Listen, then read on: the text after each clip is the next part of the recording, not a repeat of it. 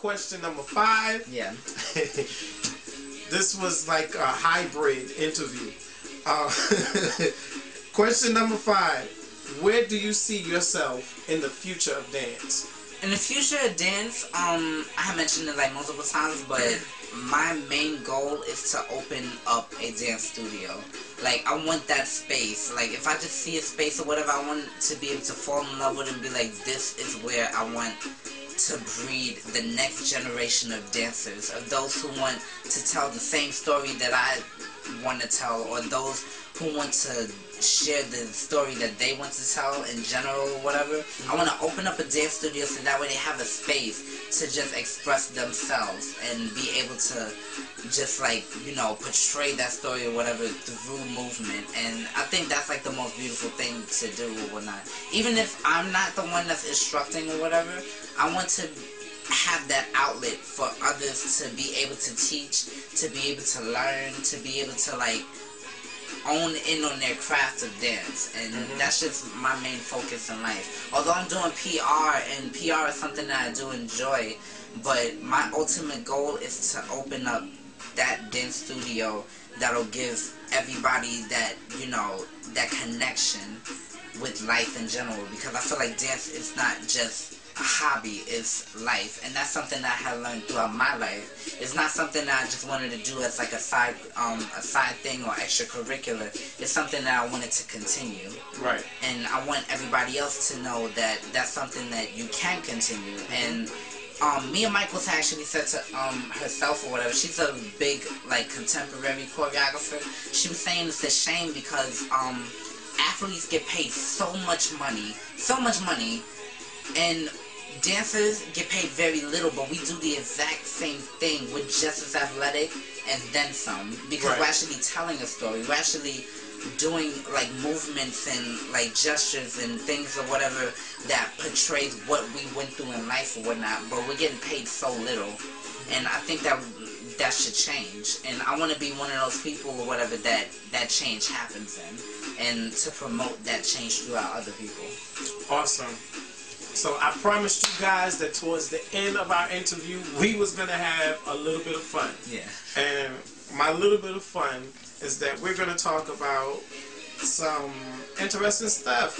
And one of those things includes Dey has some interesting tattoos, and he has a story behind each one. So he's going to tell us just a tad bit. We're not doing no pornographic activity over here, okay? But he's going to tell you just a tad bit about some of his tattoos, because we can't show you everything, because some things is in some places that we can't show you right now. Yeah. Okay, so tell us about your tattoos. tattoos. I guess I'll go with the more visible one first or whatnot, because all of my tattoos actually, they're, unless I wear like a V-neck or something like that, they're not really visible, and you kind of think of the job market, because that's another thing. I could totally go into a tangent and say that should change. But, so the first tattoo I have is the number 3, and numerology along with astrology is something that I like kind of take in because it tells so much about your personality. I got the number 3 tattooed on my left or whatever, because this is where, like, you know, the side of your heart and where most of the veins and stuff and like life and all that other jargon or whatever you want to say. I got it in the Tamil script because I didn't want to get just the normal number 3. Say that a little louder. What you call a Tamil script, and Tamil is basically the type of script that, like, Indian, not Native American, actual Indian, they use or whatever. That's their number system. Okay. But the number 3 basically says everything about me. It says that I'm, like, you know, spontaneous, that I'm creative, active. It also tells like the negative traits or whatnot, I wish I remember. But if you want to look up numerology, you could definitely Google numerology. It'll tell everything about your number. The way that you get your number is you add up every single digit in your birthday until you get one single digit. And it ranges from like 1 to 9. That's basically the one that me and my friends go by. But there's also different ways of doing numerology. But that's basically the first tattoo. If you could kind of see it, that's the number 3. Let's see. The second one that I can show is Sankofa. A lot of people think that this is like from Kingdom Hearts, the game, the video game, but it's not from Kingdom Hearts. Basically, it's an Adinkra symbol, which is an African tribe or whatnot, and the Kofa. Yeah, Sankofa. Basically, it means to look into your past in order to move forward into your future. Okay. And I learned about it in Intro to Black Psychology class because I'm a Black Studies minor. There's my alpha in Sankofa, but to specifically speak about Sankofa, I believe that whatever you go through in life, you are going to learn about it, and you can take those things and mold it so that way you can shape your future. Yes. And basically, that's just basically, although people would say to forget, sometimes you shouldn't forget because you can learn valuable life lessons throughout it or whatever, and you can basically make it for the better instead of the worse. Even if you went through something like tragic in your life or whatever in the past, you can learn from that and to make yourself a better person in the future. And just a side note, I'm like a big Phoenix fanatic. That's actually another tattoo in my bag. But yeah, in places we can't show you. We can't show where the sun don't shine.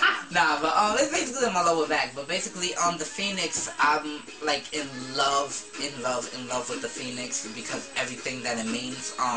As far as dying in the fire and rising in the ashes, and the tears have healing properties.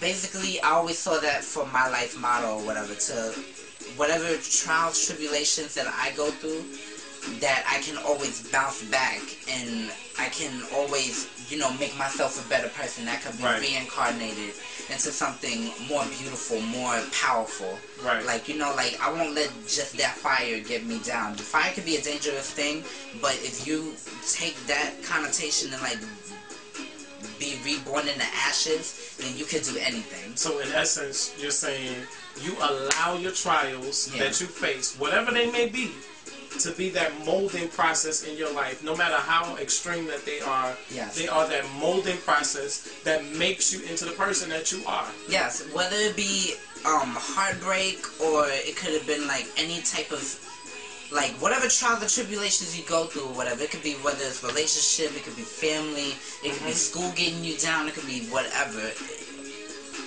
You're gonna break down, but in that breakdown, it's gonna allow you to build yourself back up. And that's the way I feel that the Phoenix just embodies. And that's just something that's amazing that I think everybody, whatever religion that you are or whatever, that they should kind of look into or whatever.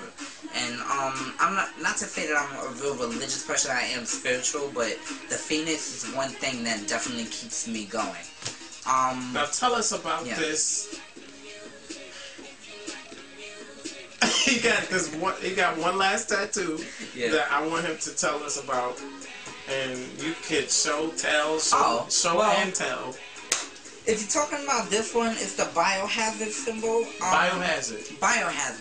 Basically, if you want to get technical, biohazard actually means toxicity, or if you ever seen sharp containers in doctor's offices, it means because that's the stuff I be seeing my little needles for my blood and all that stuff. They put it in that. Y'all know what we talking about. Yeah. In case you didn't know. But for me, like I had said, every tattoo that I have has a deeper meaning for me. So basically, with me being an Aquarius, if I haven't mentioned I have 5 tattoos, I'm gonna get a 6th one. That'll be Uranus.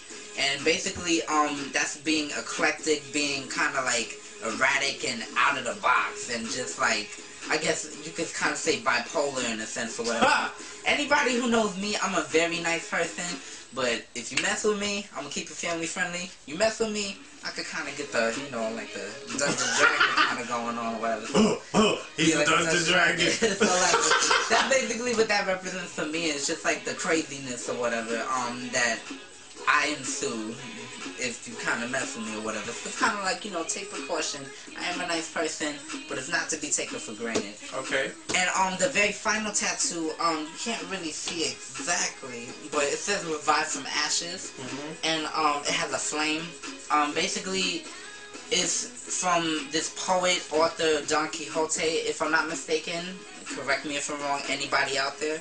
His name is Michael Saavedra. And basically the poem is about a phoenix or whatever, and like I had said, I just gathered something that in words, it basically says revive from ashes, to like, you know, to take yourself out of your bad situation and to make it better, and to rebuild yourself. And that's just something that I thought was beautiful.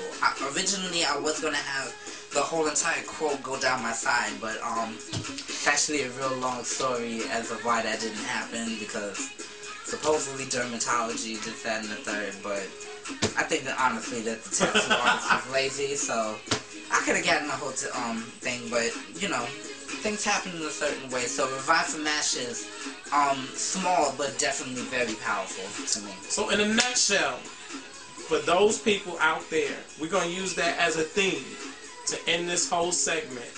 To be revived from the ashes. You are dealing with people out here who have had all types of stuff happen to them in their life and have some type of way gotten sidetracked where they're not as passionate about whatever their life is about. You know, if they may be an artist, they may be a musician, they may be a singer, they may be a dancer like you, they may be an actor like me, they may be a talk show host, they may be an author, they may be a writer, you may just be. Remember that whole session? Yeah. With the, I would rather be. So for somebody who lost their be, somebody who lost their meaning for living and existing, what would you say to them to encourage them to arise again out of the ashes? To be honest, and it may be easier said than done, but honestly, the best way to do it is just never give up. Because if you giving up, there have been days, to be honest, like, where I'm just like, oh, I'm not sure where I'm going to be at. But if you just take it one day at a time, one step at a time, it will happen for you. Yes. And for those people who like really into like the Christian faith or whatnot, it's just to like, you know, pray on it and believe in like God. Like I really don't turn down any religion or whatever. If that's your religious faith, then so be it. And that's what, if you have a faith, go with it, because faith can carry you in such a long way that you really don't know. And honestly, like I said or whatever, for me it might be the phoenix, or it could be any higher power. For some people it may be Jesus Christ, it may be God or whatever. And honestly, I think all of it just connects in some way. It should just carry on your faith and never give up, because if you give up, that's when you find that, you know, certain things just don't work out for you or whatever. But if you do just continue pushing, it may take tomorrow, it may take a year, it may take 3 years, but it will happen for you. Alright, you guys, this is Dey Armbrister, and this has been another edition of the Michael London Show.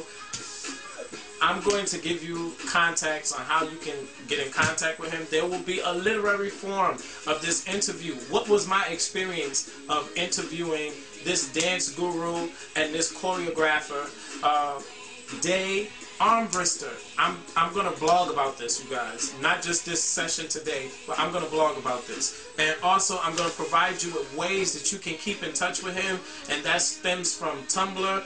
Yeah, that was supposed to be a part of our fun. Yeah, actually, it was supposed to be a part of our fun. I actually do a lot of blogging, or that's in many ways or whatever. But